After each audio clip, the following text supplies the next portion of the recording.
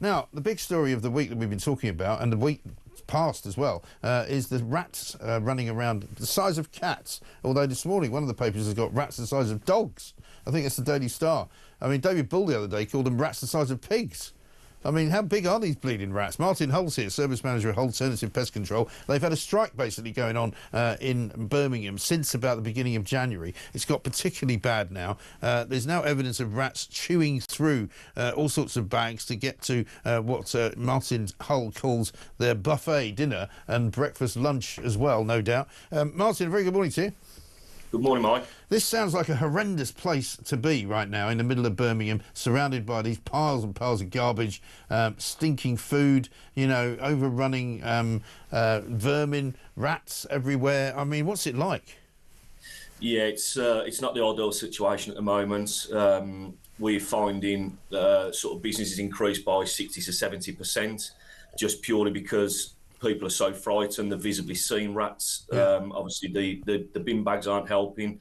Like you said, Mike, it literally is just a buffet on tap for them. Yeah, unbelievable. Have you seen any of these giant rats? I'll be honest with you, yeah, they are big. I'd probably say the size of a small cat, maybe not a pig or anything like that. But Crikey. believe me, they are large, and it's just the damage and everything they're causing as well. And can you catch them? I mean, what do you do? What do you do to try and sort of ameliorate the problem? Yeah, so obviously we use toxic baits, things like that, which at the moment don't seem to be working at all because obviously there's a different food source for them. Right. So they're not eating the bait. Yeah, so they're not touching the baits at the moment because obviously there's food on tap for them. Yeah, So we're using other methods like trapping, blocking up holes, trying to advise people of, you know, just try and keep the litter to a minimum. Right.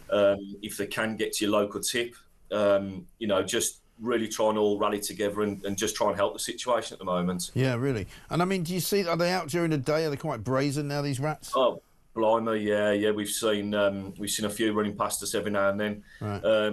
Yeah, normally obviously rats are nocturnal. They'll come out of a night time when it's nice and quiet. Right.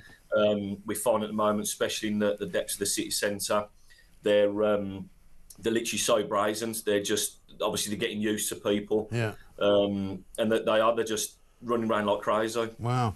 And I mean, is there any risk of disease? I mean, you know, we joke about it, but I mean, rats can carry all manner of horrible disease. They've got Weil's disease. Yeah. I mean, I've got a pond near me where I live in London, where rats kind of apparently live, and it says that they don't go in the water because they've got Weil's disease in it, which is really dangerous for kids, I think. And I mean, even bubonic plague they carry. I mean, you know.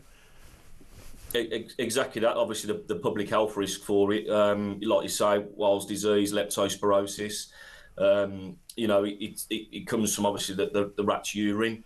If you've got young children playing out on the bikes on the street or walking down, you know, you can quite easily get it if they fall off the bike and got a little cut or anything like that. Yeah. You know, not come into contact with the urine or anything. Right. It's just it really is a public health risk. And have you been sort of employed by the city, or are you just working on private kind of accounts?